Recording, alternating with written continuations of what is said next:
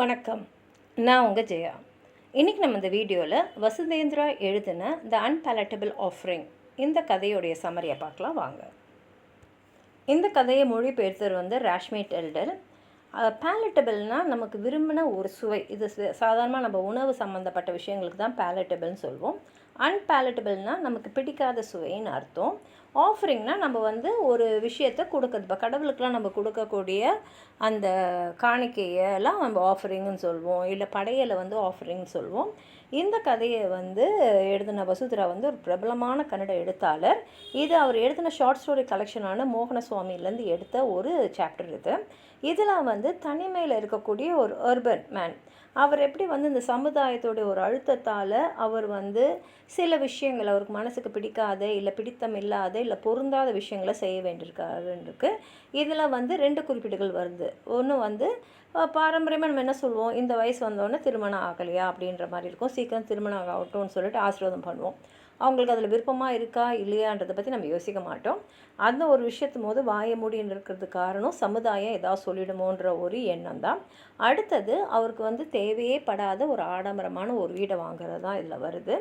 இந்த கதையில் பார்த்திங்கன்னா மோகனசுவாமி ஒரு கல்யாணம் ஆகாத ஒரு 30களில் இருக்கக்கூடிய ஒரு கே மேனு. இவர் ஒரு கார்ப்பரேட் வேர்ல்டில் வேலை செய்கிறார். அதனால் நல்ல ஒரு வசதியானவர்னு தெரிஞ்சுக்கலாம்.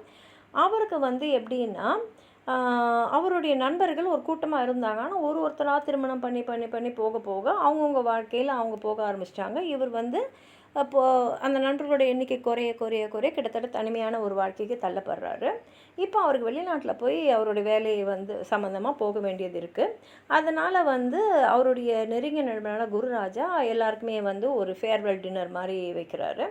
அங்கே குருராஜோட அம்மா ஒரு ரிலீஜியஸ் ரிச்சுவல் செய்கிறாங்க. அந்த செய்கிறதுக்கு அவங்களுக்கு 5 கல்யாணமாகாத வாலிபர்கள் தேவைப்படுறாங்க.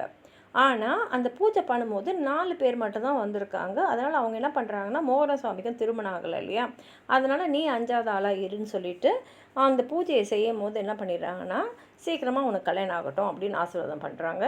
இது அவருக்கு விருப்பம் இல்லாத ஒரு விஷயந்தான். ஆனால் எதுவுமே சொல்லாமல் மௌனமாக அதை ஏற்றுக்க வேண்டியிருக்கு. இதுதான் அது முதல் அன்பேலட்டபிள் ஆஃபரிங். அதுக்கப்புறம் நண்பர்கள்லாம் சொல்கிறாங்க, நீ வாடகைக்கெலாம் வீடு போகிறது உன் பணம் வேஸ்ட் பண்ணுற மாதிரி. அதுக்கு பதிலாக நம்ம சொந்தமாகவே வீடு வாங்கிட்டோன்னா நமக்கு ஒரு சொத்தும் சேரும், வாடகையும் மிச்சம் ஆகும். அப்படின்றதுனால மோகனசுவாமி அவங்க பேச்சை கேட்டுட்டு ஒரு புதுசாக இருக்கக்கூடிய ஒரு ரெசிடென்ஷியல் காம்ப்ளெக்ஸ் போகிறார்.